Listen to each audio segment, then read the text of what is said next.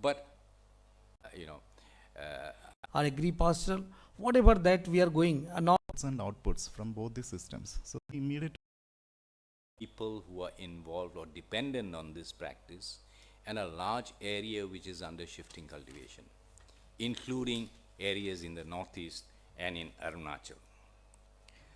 For governments, environmentalists, foresters, researchers, this practice is destructive, a cause of deforestation, soil erosion, and environmental degradation, and therefore it has to be replaced.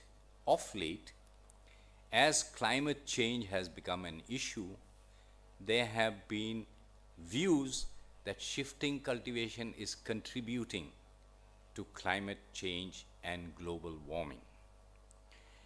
They say this because they argue that as forests are cut down and the debris burned, one, a lot of carbon dioxide is released into the atmosphere because of the burning, and the ability, global ability for sequestration is reduced because of the deforestation.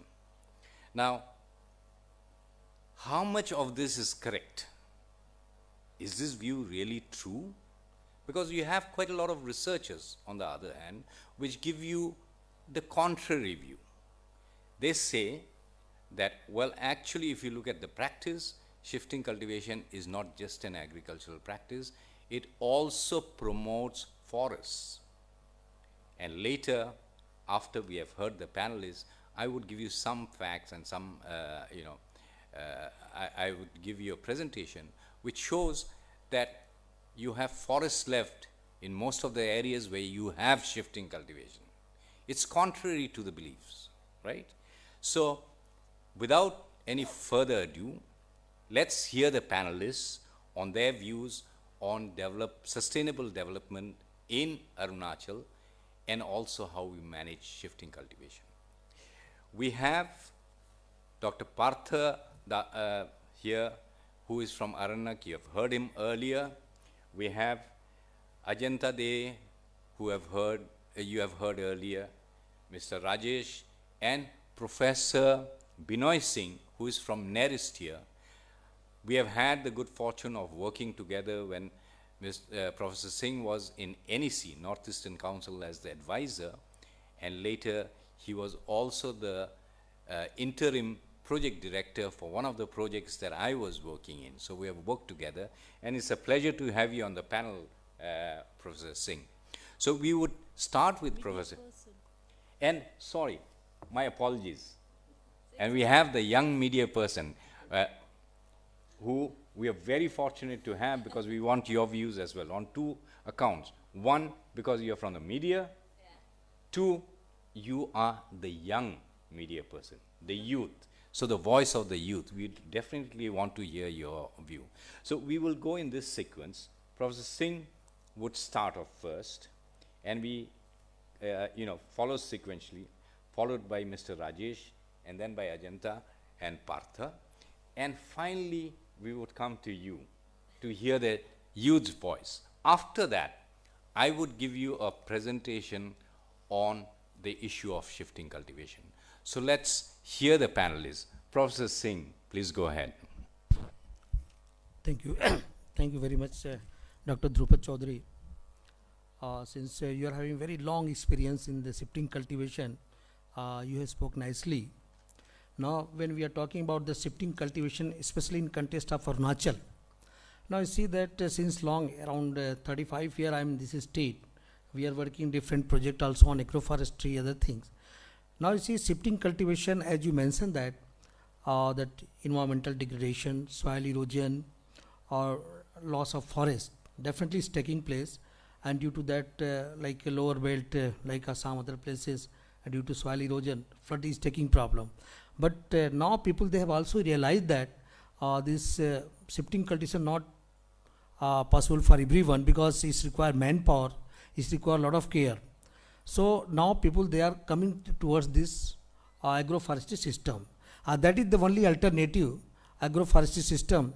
Either we are going agri-hearty or agri-silvi or agri-pastoral, whatever that we are going. And now people, they are trying also, as you mentioned that, government is also trying to stop the shifting cultivation. Even in the month of February, March in capital, we'll see that lot of big hoardings come that people, they are not being allowed to cut any forest area, which is degrading that landslide problems, other problems are taking.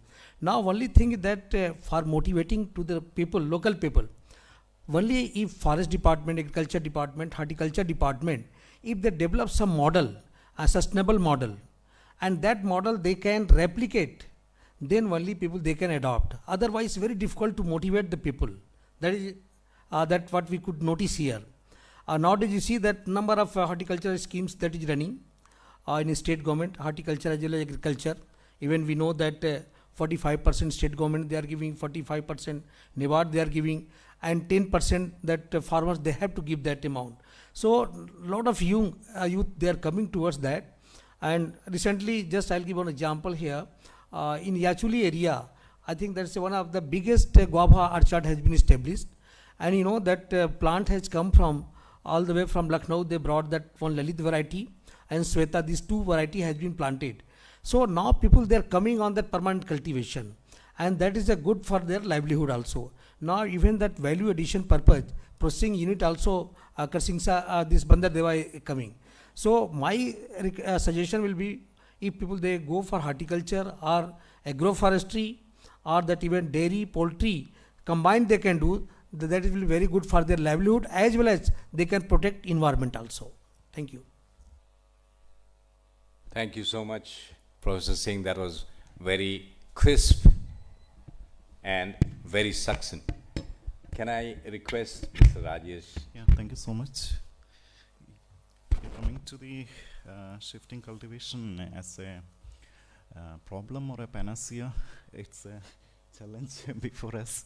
But obviously, as it looks on the ground today, it has different challenges. Challenges related to the productivity, challenges related to the practicing mode, challenges related to the ecological considerations. Now all these challenges are further accentuated because of the climate change also. But maybe the practitioner himself or herself may not be knowing all this. So my first take on this will be like to put this activity on a sustainable track. For that, we need to engage with the actual practitioners on field with the latest sustainable technologies to do agriculture. So extension education is the key. We have to get the technology at their doorstep and even on their farm. Maybe we have to think about on-farm trainings also to inculcate the habit of practicing sustainable agriculture first. And shifting cultivation, definitely, if it is restricted and done in a scientific way, I mean to say sustainable way, definitely it's not a harmful activity. But then it cannot be reckless. It can't exceed recklessly to cover all areas. As Professor Chaudhary already mentioned, yes, there could be wonderful models of coexistence between the local communities, practices like shifting cultivation and also forest conservation, provided we optimize the inputs and outputs from both the systems. So there have to be a sort of balancing out between what they can receive from shifting cultivation and what they can receive from the forest. So we have to perhaps think of a model, a working model, which will marry the benefits of forest conservation and also the benefits of sustainable shifting cultivation. So now maybe on immediate terms we can think of translating the existing practice to more sustainability. Maybe like we can think of like pushing more concepts of organic agriculture, maybe zero tillage.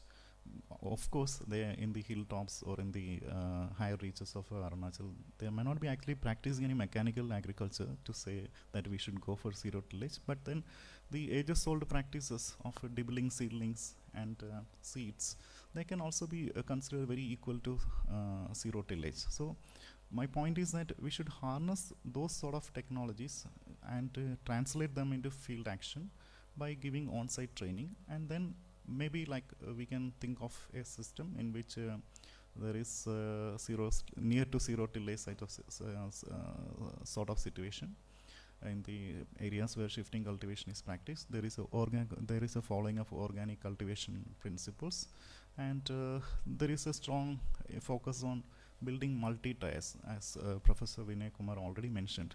Multi-tier systems which may combine agroforestry or agri-horti or agri-silvi, even including livestock according to the elevations we can think of. Such sort of a multi-tier cropping patterns or production units will definitely yield many benefits. First of all, there is a income across the year, maybe from the crops like agriculture crops, or maybe from horticulture crops, or like annual crops like banana and so on. So income is assured all through the year. And second, we have hydrological and ecological functions similar to the ones that might or that would come from forested systems. So this is a real thing. We have to that ecological resilience, that ecological system functioning. That is the thing we need to harness for responding to climate change. Along with that can also be like a back support, a backstopper to handle the other sorts of issues like land degradation and biodiversity erosion, and even like reaping the benefits of maintaining the resources for cultural and traditional applications or uses. So these are the things perhaps we can do immediately, but long term definitely we have to have a reasoned approach in practicing shifting cultivation, like elevations which are critically vulnerable for erosion. Definitely we have to be very, very cautious. Where I think rather we should think of like options to substitute the food sources with some other means. Then wherever it is possible, like in the plains or where there is like a chance of little soil erosion or slope related issues, definitely we can do it in a restricted way, but ultimately the chances, the policy pushing or the actual action in the field should move towards sustainable agriculture, which can include a mix of different things, like a shifting cultivation where possible, then settled cultivation according to realities in the field or practical realities, and third maybe like application of new and modern techniques like community-based hydroponic units or community-based gardens, food production gardens. These sort of concepts can come. That can also be transformed further at a community level into food processing centers and connected further with value chains in the region or in the at country level also and further. And similarly, floriculture is yet another component we can build on to the multi-tier so-called shifting cultivation concept I am just talking about. So multi-tier approach will be the immediate one to control many of the situations, and obviously in the long term we have to have a bucket of options to meet the food security concerns, especially in the context of climate change, plus also to address the concept of conserving land resources at landscape level. Particularly like our land resources, we know the vulnerability. Our land resources are quite vulnerable, and that is also getting fast degraded because of repeated cultivation or poor soil coverage due to eroding biodiversity values. Now, coupling with these challenges, we have the additional challenge of climate change induced evaporation. So this is leading to loss of water plus migration of salt from lower levels. So over the time, unprotected lands will become far more sterile. So considering all these aspects, it will be always a good idea. Definitely protect our natural resources like forest as such, and go for a basket of options for securing the food security, and that will yield the extent of resilience we required at a landscape level for biodiversity resources, for human consumption, and also for economic development. Thank you. Thank you so much.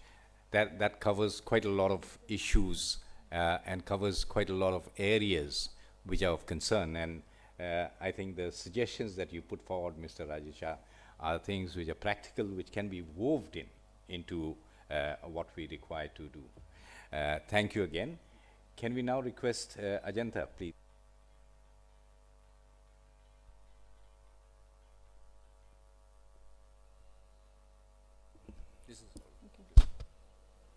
Okay. Hello, thank you, Drupada. As you have said, don't call me sir. Okay, and this is very interesting because what Rajesh ji was telling is exactly where I would take it forward. That really, when we work with communities, what they say. Oh, they are very adamant. They don't try to listen to us. They have their own ways of working. So, but we have to understand that the farmers have been doing farming much earlier than we have started working on them. We have maybe studied agriculture, but the farming they have been doing over years, from generations. Fishermen, they are doing fishing over generations, and we have studied maybe pisciculture or marine science, biologists, and then working with them. Oh, they don't understand. This is science. They are doing all bad things. So what is the process by which we can really bring them on board? Because they are also facing the problems. They are trying to solve in their own ways, but science has advanced, human society has advanced. Let us bring all those resources, build on the traditional system, and think of how to go forward. And what Rajesh ji has said about value chain is very, very important, because you know what they feel. What I understand is that I would share again some cross learnings for Arunachal Pradesh, what I have experienced working in the mountains of Karshiang, Kalimpong, Darjeeling district in West Bengal. I have worked there since 2001. In phases I worked, but that was a wonderful learning for me also, that how you work and then you develop something, and how you have intended something and it has developed in certain ways and it is destroying the thing. So incentivization for the local communities is very important, and they never do. Rural livelihood is never one thing, like only rice or only some crops. Like sir was telling, Rajesh ji, that it is a basket of livelihoods, and in this basket of livelihoods we have to give them options which are sustainable, like, because people always go for short term. I was discussing with him that when we go for beekeeping, I'm wearing this one bee because I feel that they are very big indicators of ecosystems, the bees as pollinators. So what is the beehive or beekeeping we will promote? Over Vindhyas, all the beekeeping that is promoted after Green Revolution is with Apis mellifera. It is a species which has come from the Italy, and during Green Revolution, when there was huge need for production for pollinator, they were brought. Beyond Vindhyas, further south, you won't find them. It's only Apis cerana indica, that is the Indian bee species.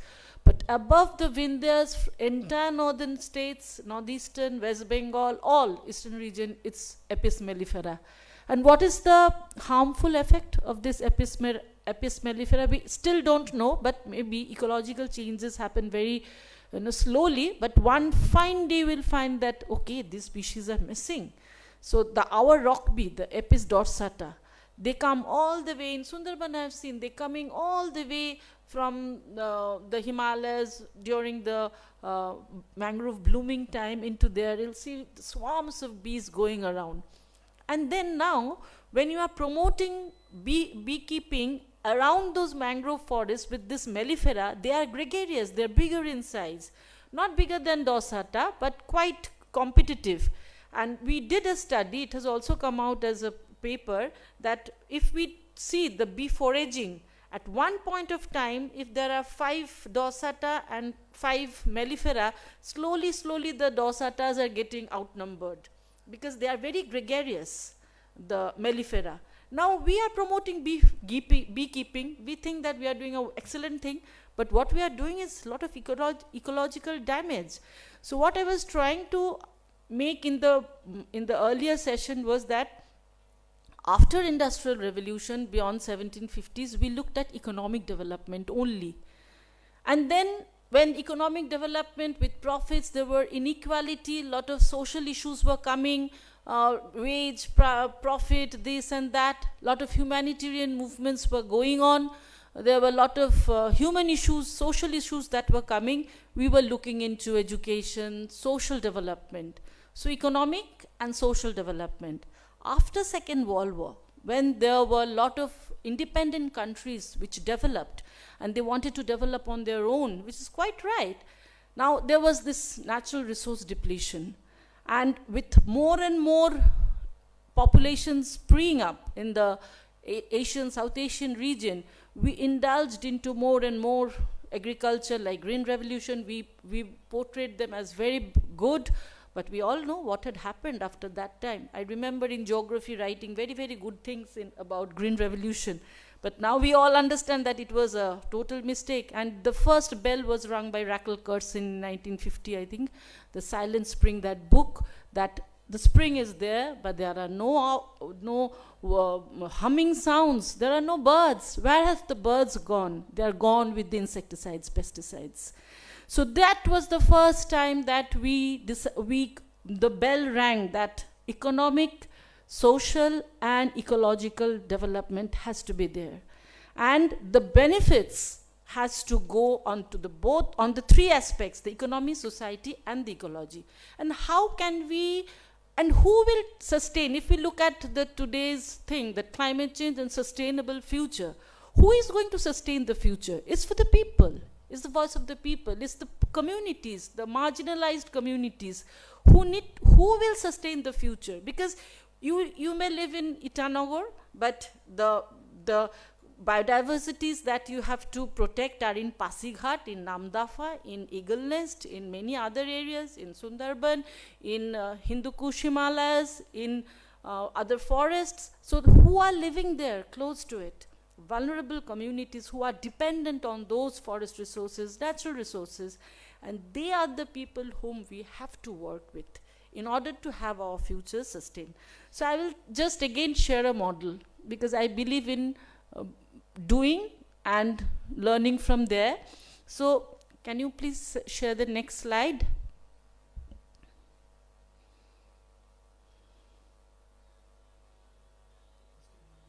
Hello? Is someone there?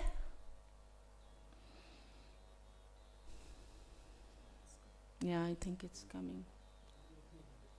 The next slide, please. Yeah.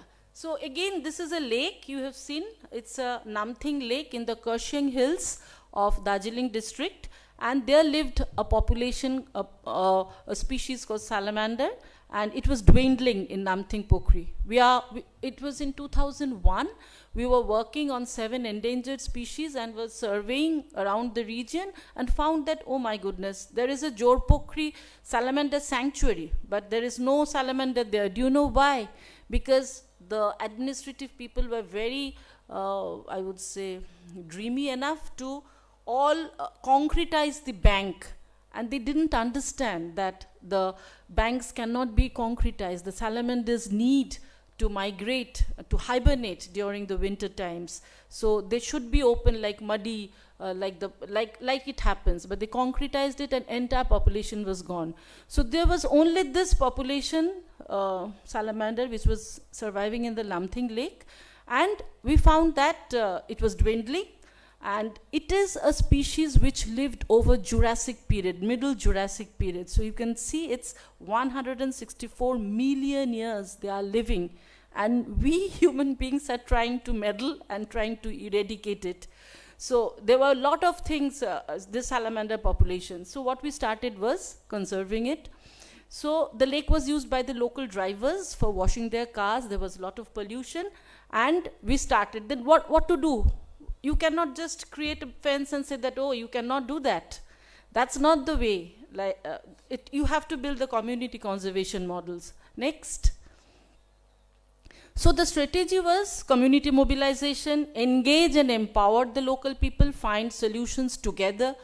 You see, these are the salamanders. They don't know what are the salamanders. They have seen that, but what is the significance? They never knew. So we need to make them aware. Okay, do we need to conserve them? Do you think it's necessary? So all these discussions and dialogue started, and we have to think not them as beneficiaries. This word I really detest. Who are we really to benefit, give benefits to people? Let us think them as co-actors. with us. They are our co-actors. Nothing of beneficiaries, so we wanted them to talk with them and build some solutions together, dialogue with the local government because the land is with the DM, fenced it with the barbed wire, planted trees around. You will see the difference that was made, facilitated ex situ breeding. We collected the larva because it was all polluted water. We did some ex situ breeding and then larval rearing and then again released it. And it was very nice. It was, as many people were telling, we were all telling, ecosystem-based approach, finding nature-based solutions, and community-owned conservation models. We totally did it with the local communities. Next slide, please. And what is this process when we say, today Honorable Deputy Chief Minister was also saying community-based models, community-based approaches. So what is this? So it goes beyond participation, not just participation. Today we are participating, we are exchanging in dialogues, but we have to engage. Tomorrow when the young journalists will write about climate change, actions to be taken, then he or she is engaging in it. So taking some little steps around it. Then when he or she gets personal decision making, okay, I'll not only write, but I'll go to the CCF and ask, yes, you are told what exactly you are doing. Okay, let's do something like this. So in independent decision making, when you are making, it's empowerment, that you are really into it then. And then you take the ownership. Okay, I can make the decisions on climate change. What I can do, I can influence people, let me start. So individual works start. You start working independently, and you can work in groups, in committees, etc. And then comes stewardship. Your individual works gets into collective actions. You also take some more media people. As a youth, I started something, some more youths, and then you go into collective actions and take a form of the stewardship. When you take stewardship, that builds resilience, and that ensures sustainability because it transforms from one person to the other. So in this way, if you go on making circles around it, stewardship circles, steward circles, then the community conservation models work. Otherwise, if it's in my brain and I just go there, okay, I have to make some community conservation model, it will not work. It has to, you generate it, but it has to grow on its own. So that seeds of transformations, transmissions has to be there, planted from the very beginning of it, is what I wanted to focus. Next slide, please. And you see the difference. In 2004, there was this Namting Lake. News was written on the board, the project name was written, and in 2016 you can see the plants have grown, and one of my friends says, oh, what do you say, news has done this and that, I didn't find any name of yours there. I said, really? Okay, so show me the picture, and that was this picture. 2016 he came and said that. I said that, oh my goodness, it's what I wanted. Namting Pokri Bachao Committee, they have written their name there. And so that is what is required. It's not news anymore. And I said that, I felt like crying. I said that, oh, what a beautiful picture you have shown me. I don't want the name of news. But that the people has taken up the ownership. And the Biodiversity Board has given a board there that it is now declared as a conservation reserve. So they have done that. So we just initiated the process.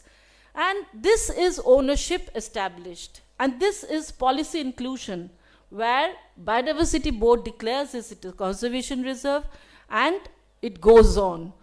So next slide, please. And what happened then? After 2 years, 2018, simultaneous benefits should go to economy, society, and ecology. Ecology part was missing. What we did is in 2006-07, I remember when the project ended, there were few people living around the lake, and we developed some homestay ecotourism around it. I remember in a small notebook I wrote that 1 bucket of water, 5 rupees, 1 breakfast, so boiled eggs, this much. So all this was written. 2 families were promoting homestay tourism. But it turned out to be so good that homestay tourism, now this wastelands or everything, you see these buildings which are termed ecotourism, homestay tourism, but they are not really homestay tourism. It has changed the entire landscape of that area, Kashiang, the hills around Namthing. Ahaldara that you see there, it was a total land. You can see the Kanchenjunga, and it was our resting place. After the day's work, we used to go there. It was a very fine area, but now you see those homestays have come up in the name of homestay, and deforestation, wastelands, even agricultural lands are getting converted into homestays. Land use change is happening, and concretization of the hills are happening, which shouldn't be. And what we faced, next slide please. 2018, the same lake again came up with the problem statement. Namthing Pokri has started drying up. So previously it was salamanders not living, and now it's Namthing is drying up. Salamanders could not complete their cycles because the lake is drying up. So they were also dying before the larval is getting matured into adults. Springs, as sir was telling in the morning, our deputy chief minister, that springs are the sources of water. Those sources are getting seriously affected. And it is affecting their agriculture, their daily lives, even drinking water scarcity. Because human life is dependent on these various biogeochemical cycles, and we have to understand that. Next slide. So again, we started spring rejuvenation, spring watershed management program. Because this concretization is what is this deforestation due to homestay ecotourism is what they say ecotourism, but there are no principles of ecotourism embedded in it. It's just multi-storied buildings which are coming up.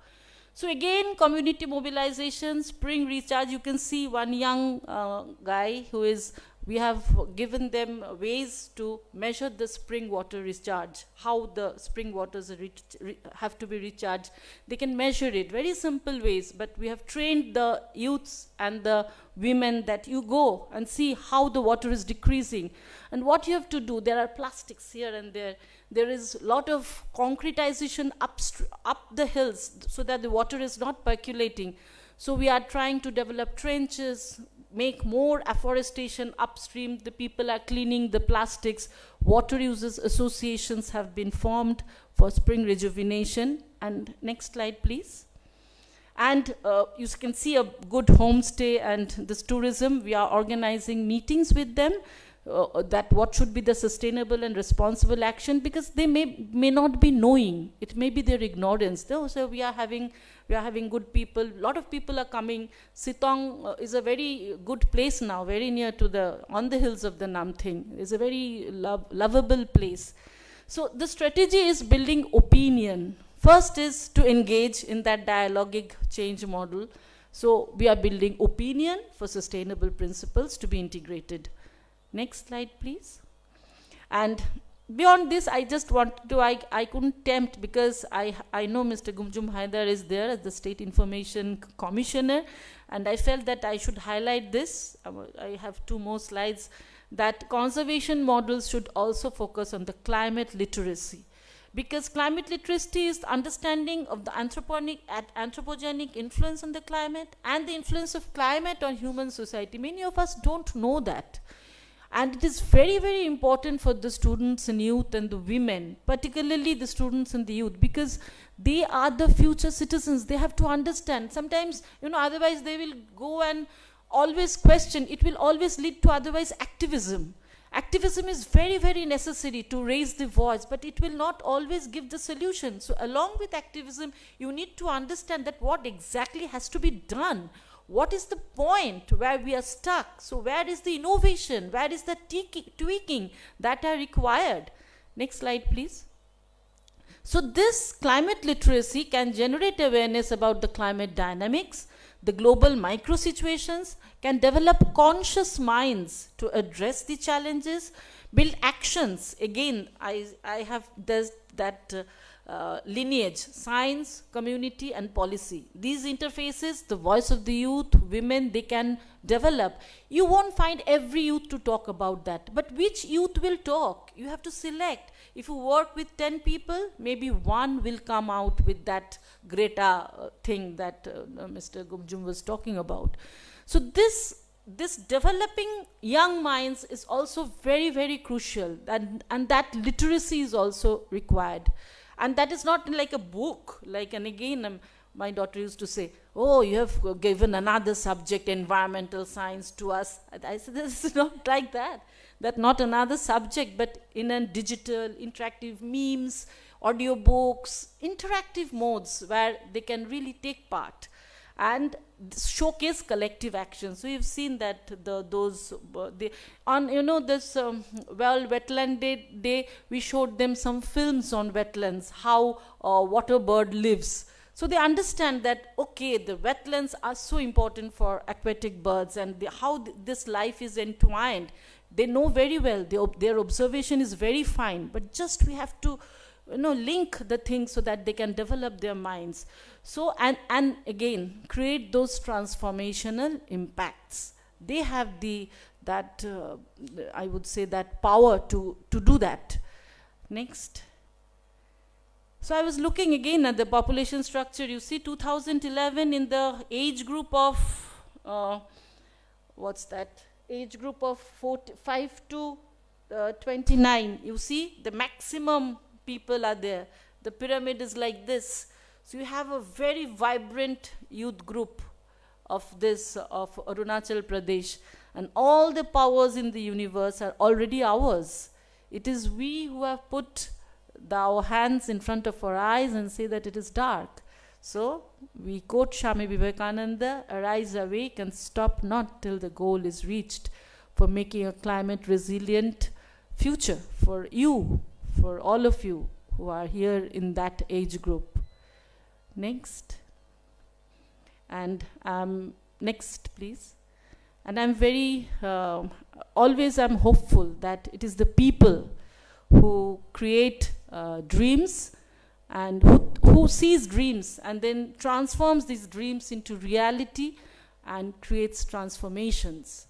And I have a lot of trust in this beautiful political will, the administrative sides, and the people of Arunachal Pradesh, people like Mr. Gumjum, people like young media. I've met some scientists from DST, Science and Technology. You will make it. Thank you.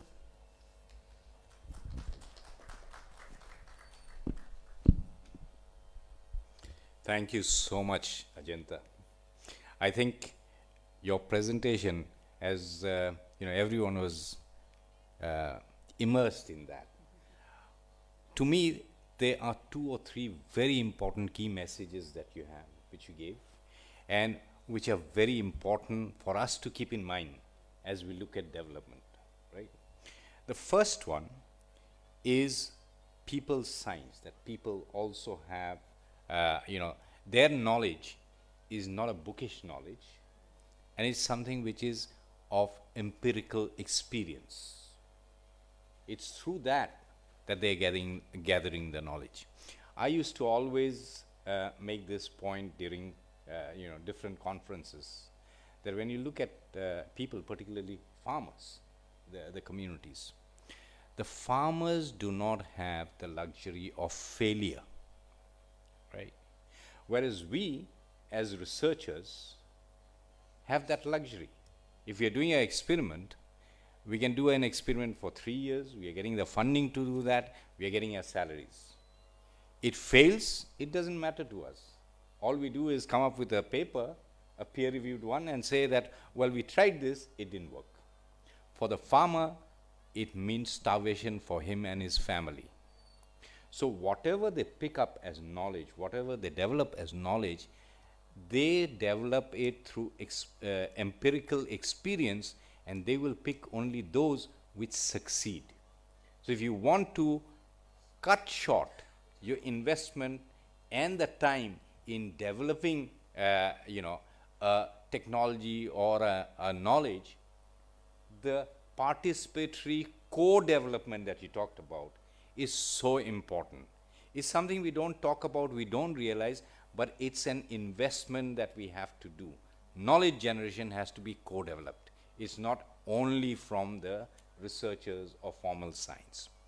The second lesson, and again I think for development and development approaches, these were very, key observations or key messages that you have. When you talked about the green revolution and you talked about bees, right? Now, why do I say that? The two examples that she gave, the bees, the introduction of Apis mellifera, and in the process, while we think that we have achieved the objective, we have honey production coming up, we have the beehives, we have more number of people doing that.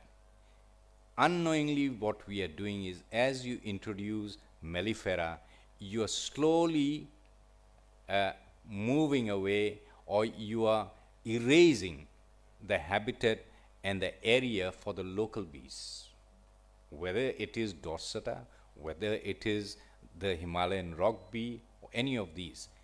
Now, it has implication not just for the bee population or for honey production and the beeswax and other products that you get. It has far-reaching implications. One of the services that bees give are pollination services, right? So what would happen is, there are a number of plant species which are dependent on bee pollination. They disappear. And they disappear because pollination is not happening, right? So when we are introducing anything, it's important to understand what the consequences will be. It may be very good, but what are the flip side of it? Are we taking a right decision? Similarly with Green Revolution.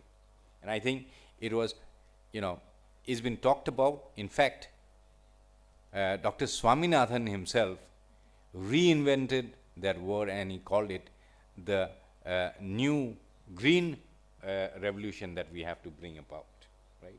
So green revolution has its drawbacks, and therefore it is important to keep in mind that when we are proposing something as an alternative, when we are proposing something to be brought in, what we need to see is what are the cost benefits in terms of not just the economics, but also ecological costs which are there.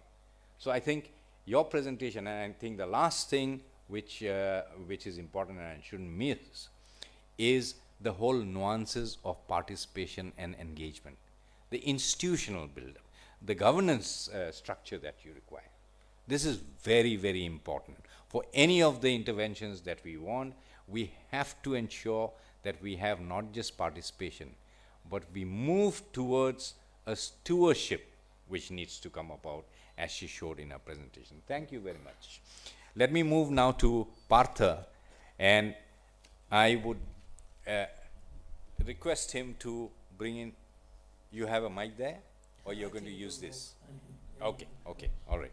Go ahead, Partha.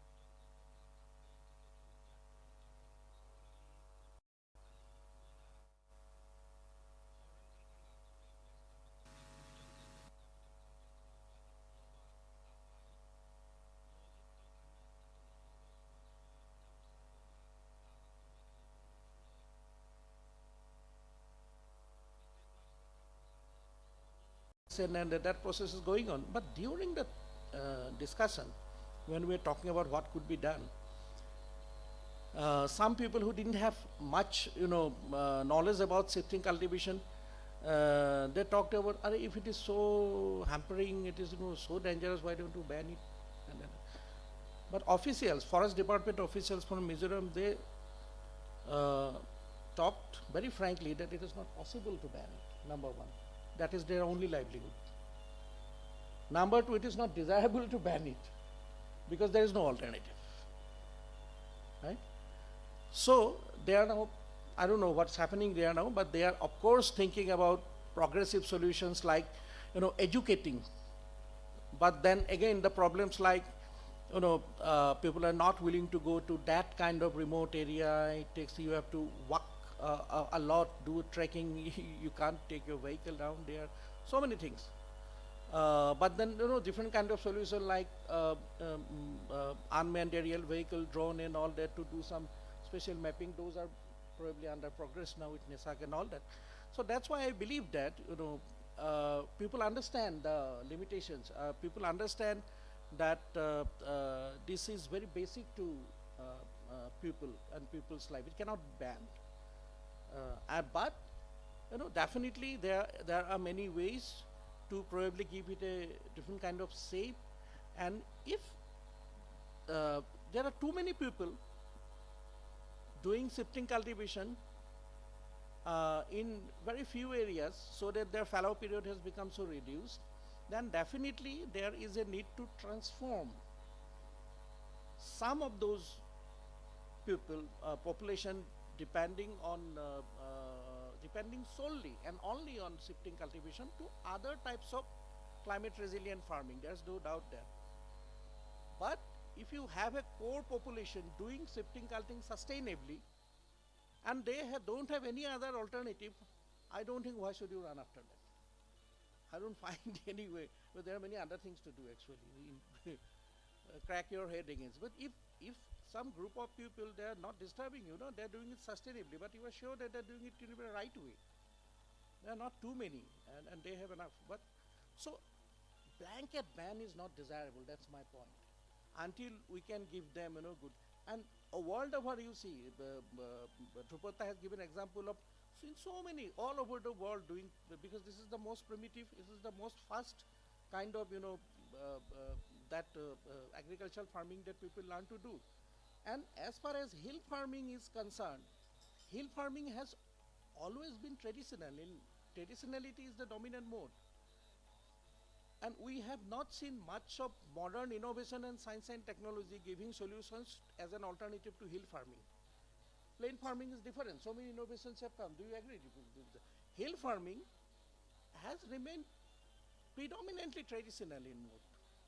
So doing something forcefully will be detrimental, will be counterproductive.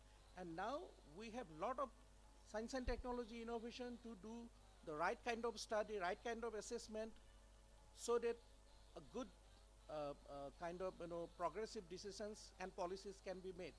And let us do that. Let us do that as pilot studies. Let us do that as pilot assessment. Let the beginning be there from Arunachal Pradesh. Because if we somehow resolve this problem for Arunachal Pradesh, that will be a great contribution to sustainability. Sustainability of forest resources, sustainability of biodiversity, sustainability of livelihoods. Because, like Drupada, many of us are strong believers that shifting cultivation actually conserves a lot of biodiversity. It creates a lot of biodiversity. It's not monocropic, right? And I didn't believe until I probably started reading Professor P.A. Ramakrishnan's books, where he has analyzed, doing chemical and soil analysis, everything. Said, this is not exploiting. This is enriching actually. Unfortunately, the right kind of research didn't proceed beyond that. So that's my overall take on the thing. The other side I will not speak because there is no time. Over to. Thank you, Partha. I think two important points that you made,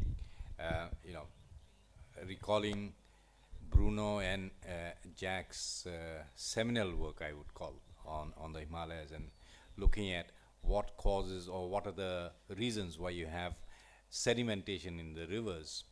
I also recall that around the same time or a little bit later, there was a publication or the view from CSC, Anil Agarwal and Sunita had written about that, saying that man-made deforestation is not the only reason for soil erosion from the Himalayas. They're natural processes. Because the Himalayas are young, the soils are fragile, and therefore it depends on what sort of land use you have and other natural causes which bring about the landslides and the soil erosion in there. So that's an area which really needs to be looked at. And when we we immediately blame shifting cultivation, I think we are doing injustice. And Ritu is here. He talks about climate justice. This is one of the issues we need to take up and say, look, I mean, don't blame people for their livelihoods when you're not giving them alternatives. Shifting cultivation is not the cause of soil erosion. That I will come on later.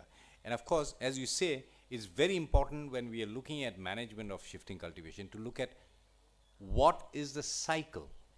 Are we talking about short cycle shifting cultivation, or are we talking about traditional long fallow shifting cultivation? Because the approach to the two are very, very different, right? Thank you once again, Partha.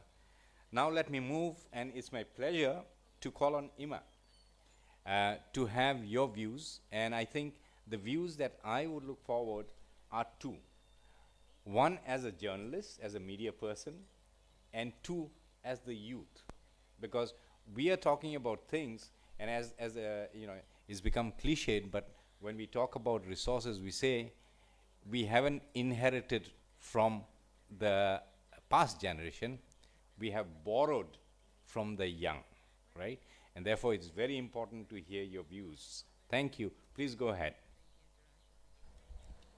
Thank you so much, sir.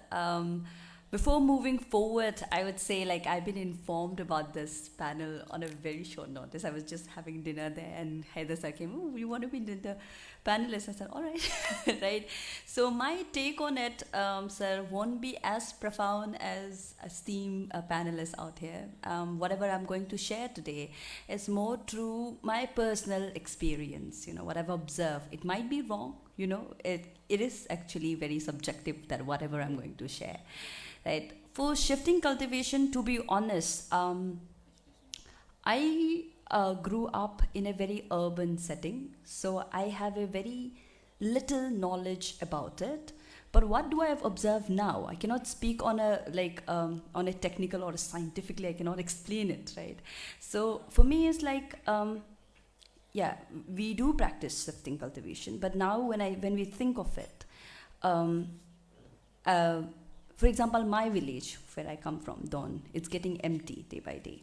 So if the village is getting empty, the practice, the farming, cultivation itself is getting narrower day by day. This is one of the points that we need to really ponder upon.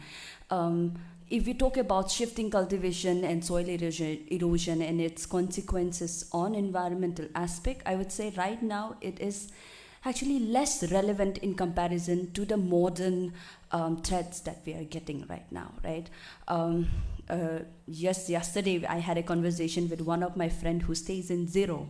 I said, I would love to visit Zero and see the, farming out there. Though it is not shifting, it is more of agro-pisciculture, if I am not wrong. Yeah, agro-pisciculture. So I said, I want to go and experience those things. Then he said, it's better you go as early as possible, because the people who are actually practicing it, those are the last people, right? So if you really want to go and experience it, this year would be the right timing, because once they die, nobody is going to practice that. So if we really talk about on an environmental aspect, shifting culture would be very less irrelevant. One of the threats that we are facing right now, especially in terms of Arunachal, is the modern threats. For example, there are being construction activities going on a very high level, right? And the place where we are standing right now, this place itself, if for your information, you might not be acquainted with it, it's a Itanagar wildlife sanctuary. This is supposed to be actually a wildlife sanctuary, but there are construction going on.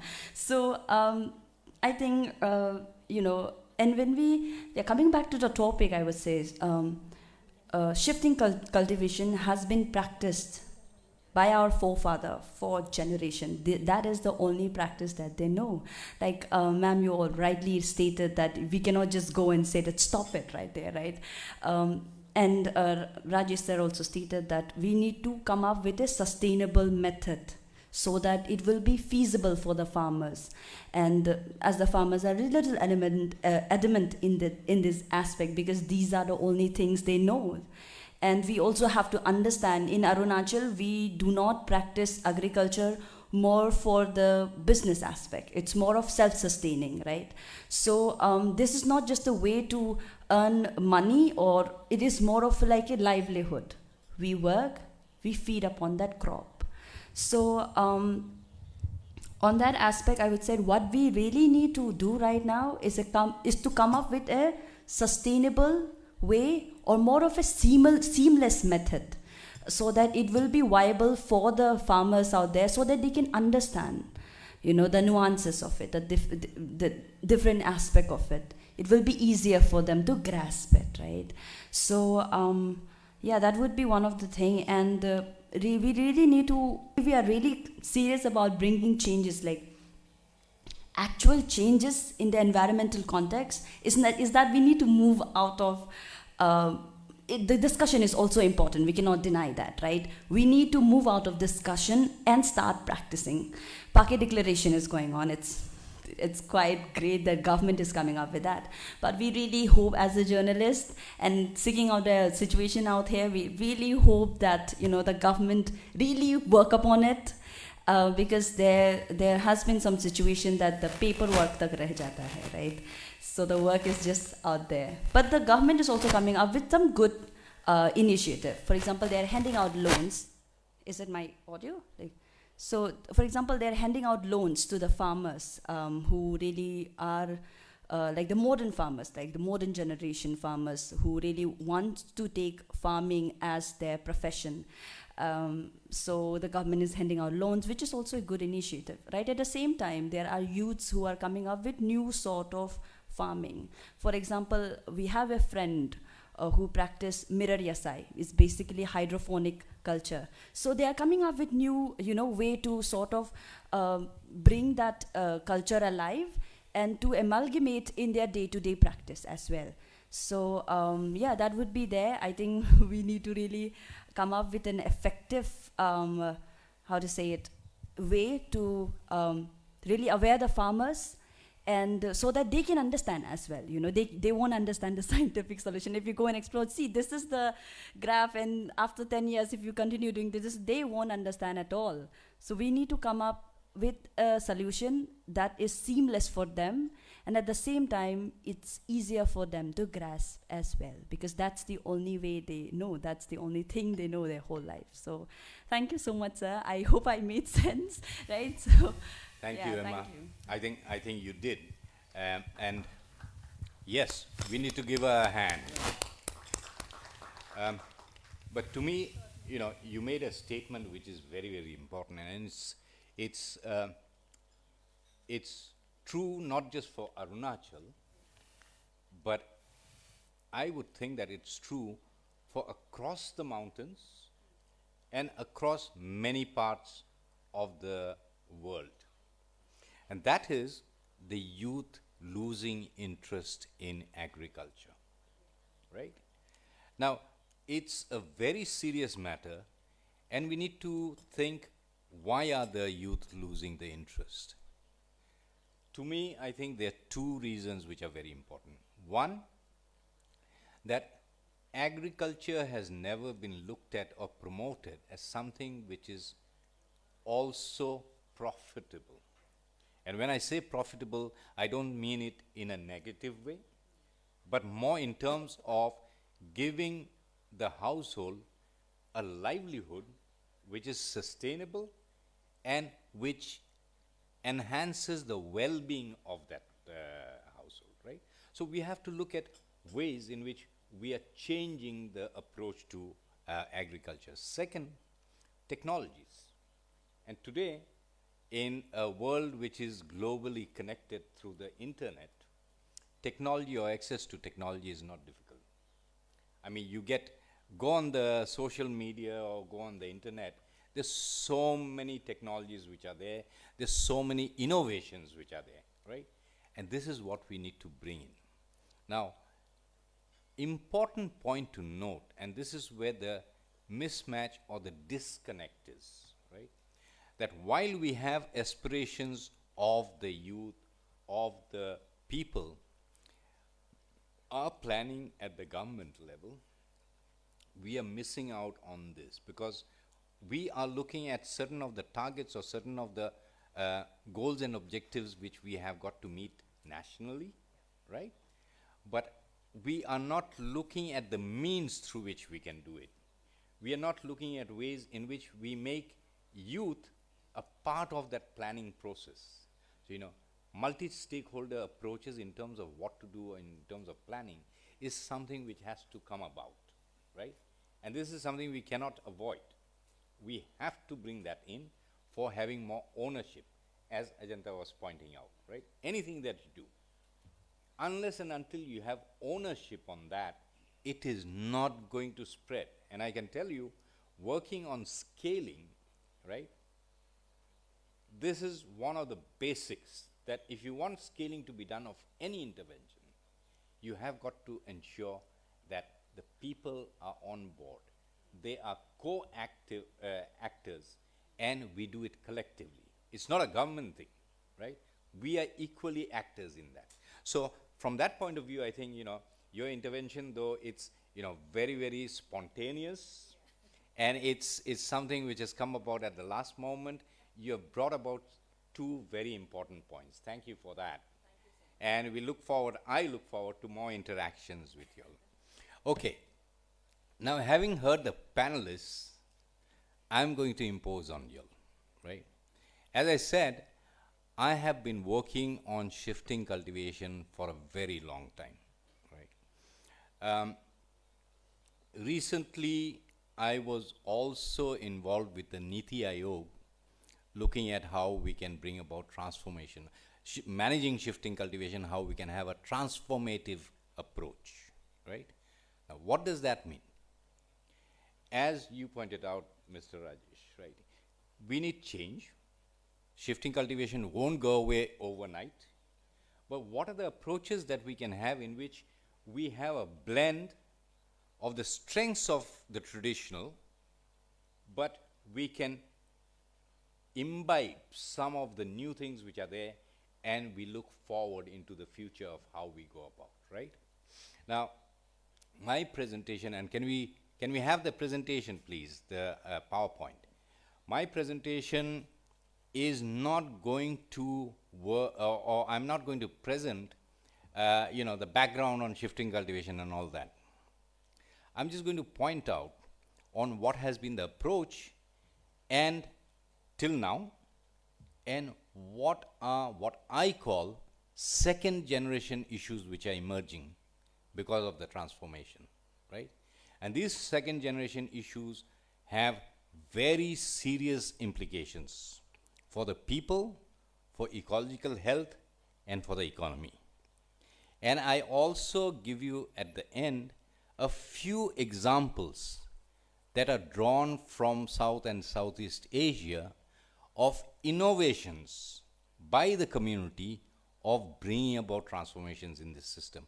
How have they imbibed? What have they done, right, to bring the change which is required? Can I have the first slide, please? Okay. When we talk about shifting cultivation, this is the image that you get.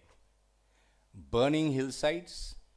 After the burning is over, you have this pockmarked, scarred landscape, right?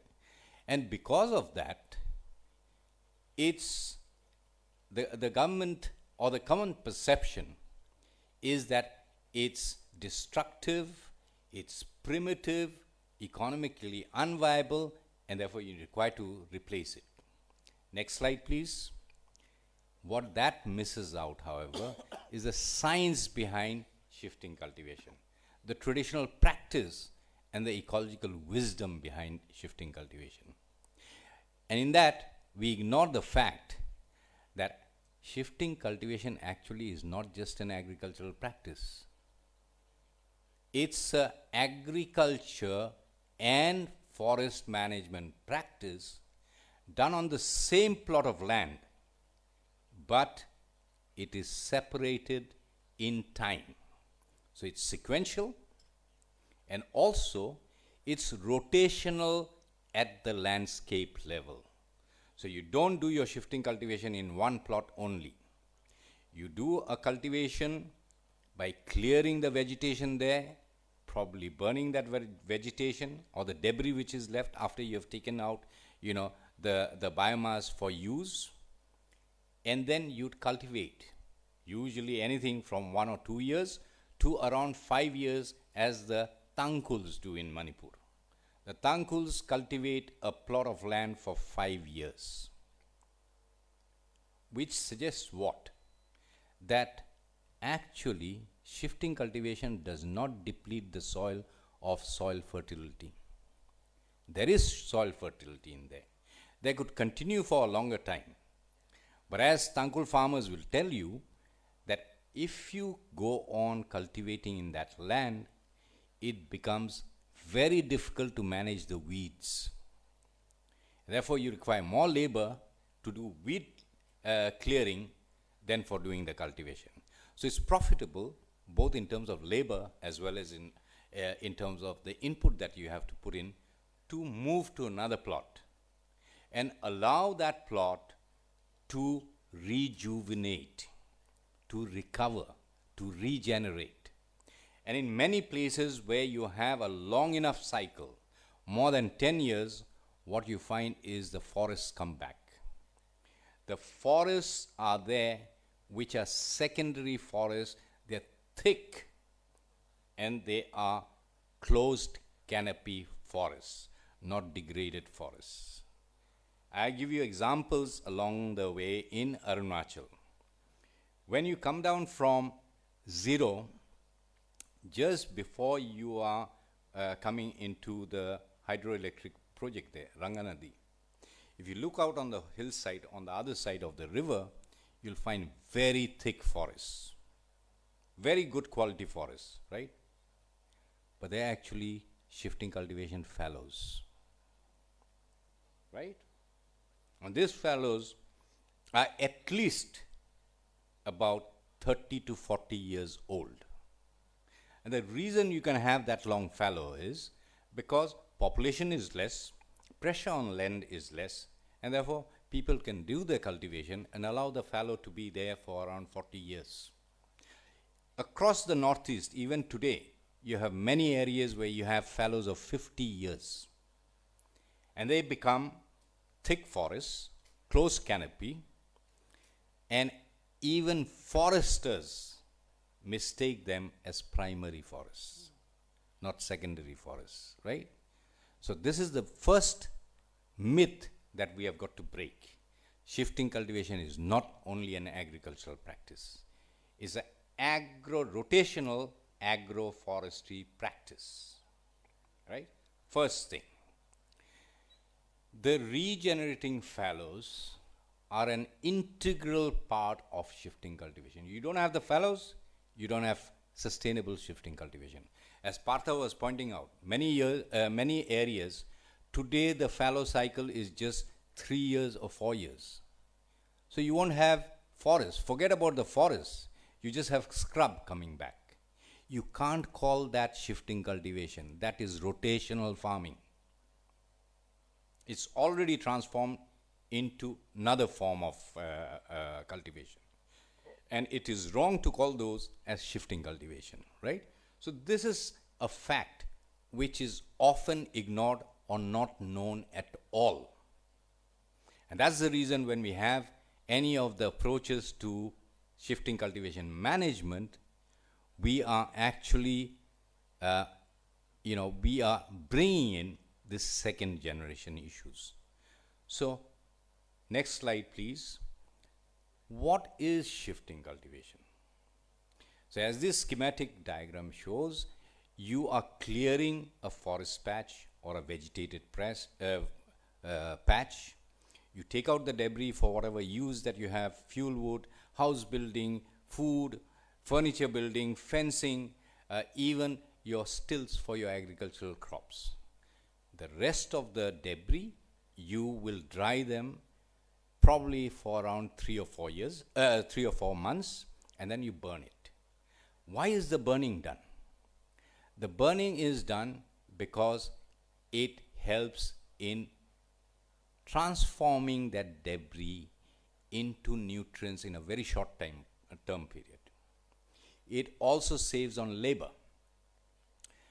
We blame shifting cultivators for the fire and the burning.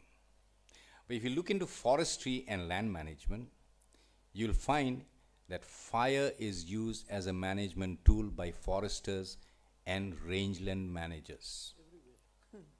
Right? You don't have to go far. As you're going to Assam, go to Kaziranga, this time of the year, right? February, March. Yeah. This is when you'll find a lot of areas being burned, right? Why is it burned? Because you burn the dry grass, as the rain comes, you'll have a shoot of the young grass shoots, right? A bloom of that. And that's a very simple ecological principle. It's called compensatory growth, right? So if you want something to grow fast, you bring in an intervention which will allow it to grow again, right? So this is what happens in shifting cultivation as well. So you have an annual crop or cultivation for 1 year, 2 year, in some places for 3 years, and then they fallow that, right? And this fallow cycle, if it is long enough, you'll have secondary forests coming back. What is happening today is this long cycle has been disrupted, right? So as you disrupt that, you will have shifting cultivation becoming of shorter fallows, and you have the forest completely taken away from that ecological dynamics. Next slide, please. For the shifting cultivators, fallows are essential. Without regenerating fallows, there is no shifting cultivation. And they know that you have to manage, you have to introduce fallow management as you're clearing the land for your agriculture. So what they do is, many places, they will lob the trees, or they will coppice them, or they allow tree trunks to be left behind, root stubs to be left behind, and these then regenerate as the cultivation goes on, right? In a study that we did in Ukhrul, covering around 8 to 10 villages, in this clearing and in this fallow management, early during clearing, the farmers were conserving 71 different species spread across 38 families, right? 38 botanical families. I don't mean human families, right? So that's the diversity that they are conserving, even during the clearing. And this is important. Can I have the next slide? Because the farmers realize fallows are the backbone of shifting cultivation. Take away the fallows and your backbone is gone. You can't stand up. You can't have shifting cultivation, right? Now, come to the climate change angle. What does that mean? If you look at a shifting cultivation landscape, right? And this is common even here outside Itanagar.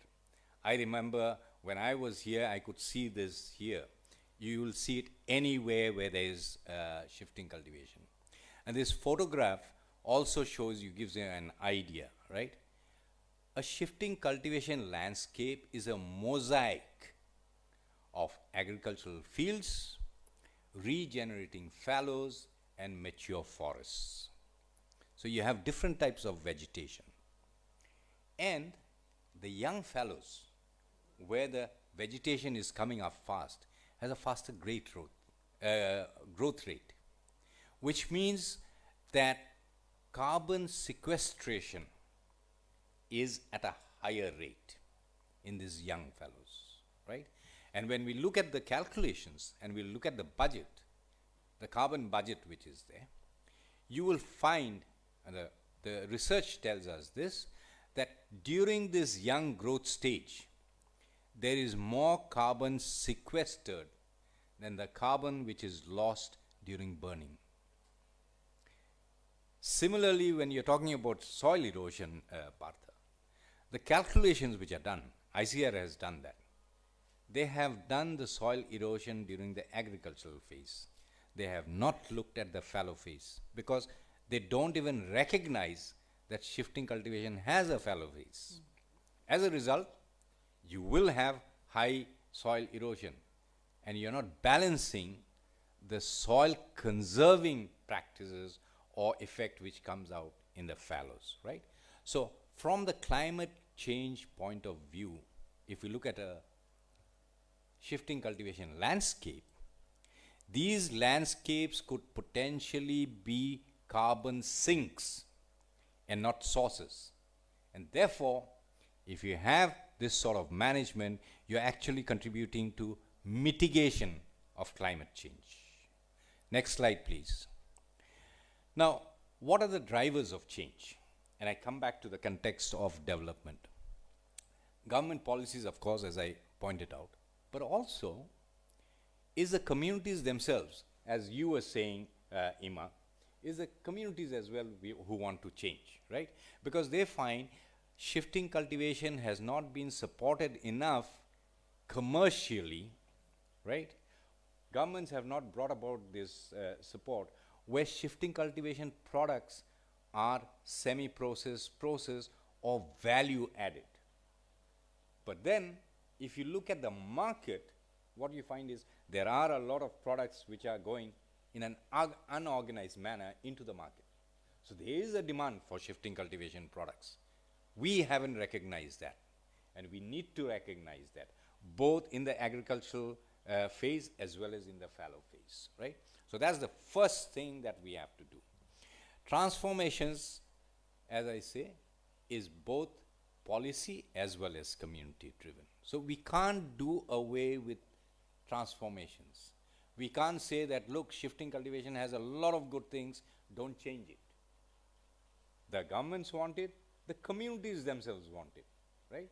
So how can we go about bringing about this change, retaining the strengths of shifting cultivation, avoiding the pitfalls which are there, right? Next slide, please. So what has the government approach been? And I'm not talking about just India. You go anywhere, this is the approach. Promotion of wet rice cultivation to ensure food security.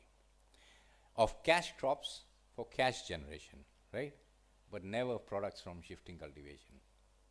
And till plantations come up, there's a gestation period for horticulture, for any of the things that we heard Professor Singh talk about. There's a gestation period. What do the shifting cultivators do? What do they eat? Where do they find their cash generation from? They will have to depend on shifting cultivation. So this cycle which is there cannot be broken unless you have the alternate solutions in place, and then you can say, okay, now you have the alternatives, it's your choice. You want to continue with shifting cultivation or you want to change? The choice has to be the communities. The choice has to be by the shifting cultivators, not we as experts or as policymakers saying that you need to change. Give the choice to the people. They will change, right? Let's go to the next slide. So when you look around in these areas, what you find is there is a lot of plantation or cash crops which have come up. But mind you, the policy for replacing shifting cultivation, if you recall, was also to conserve forests, right?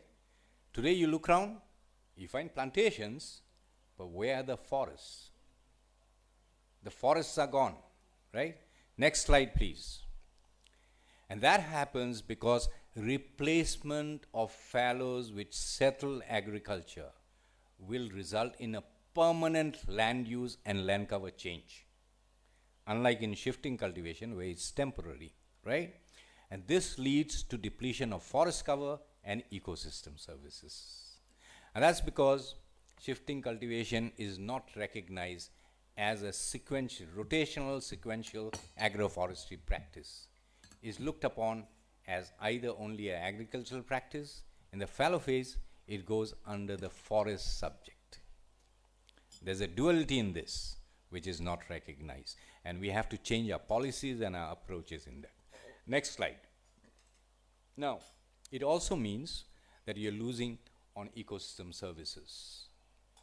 You will have losses in provisional services, both in terms of biodiversity, the agrobiodiversity which is there, and also the biodiversity from the fallows, right? So that goes off because you have replaced the fallows with plantations. Regulatory services, hydrology, there'll be a rapid depletion in water retention capacity, and you'll have more surface runoffs, resulting in what Partha was talking about, the siltation and sedimentation in the plains.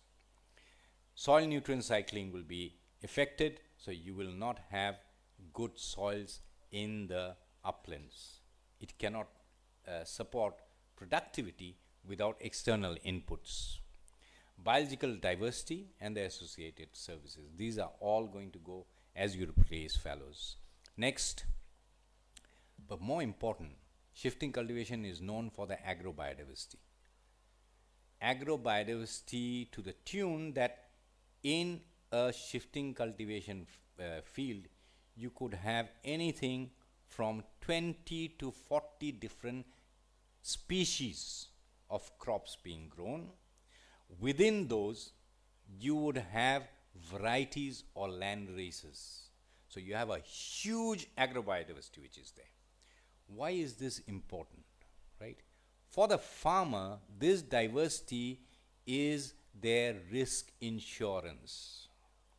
If one crop fails, there are others which will do well, and they will not starve, right?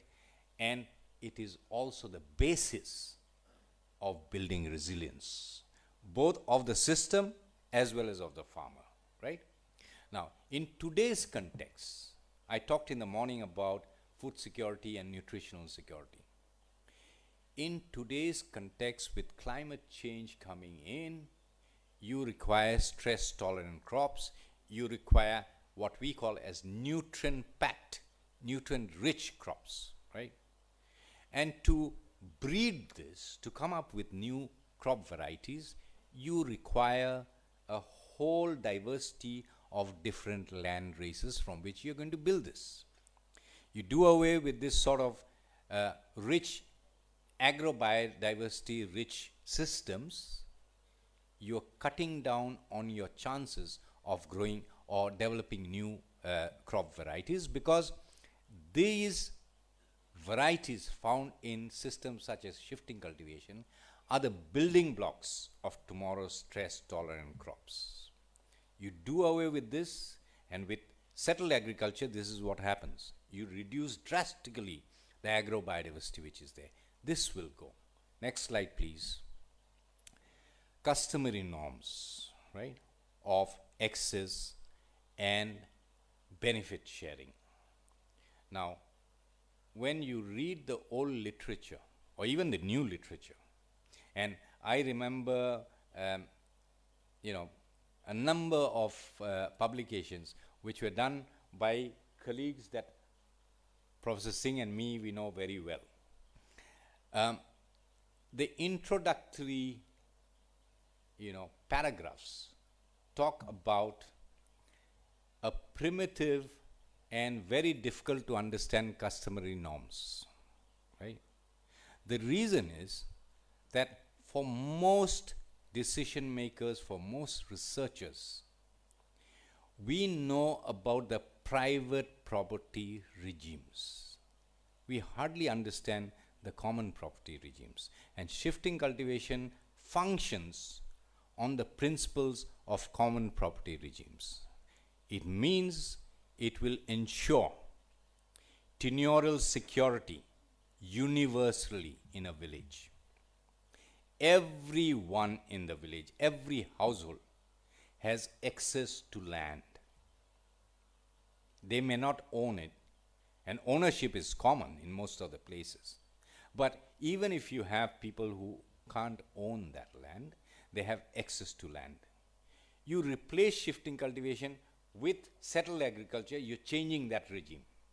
From a common property regime, you're coming into a private property regime.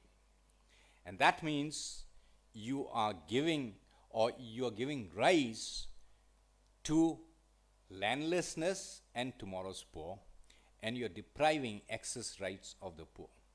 Now, this is a very important and a very serious pitfall. This also has an implication which is statutory and legal. As I said, people do not recognize that shifting cultivation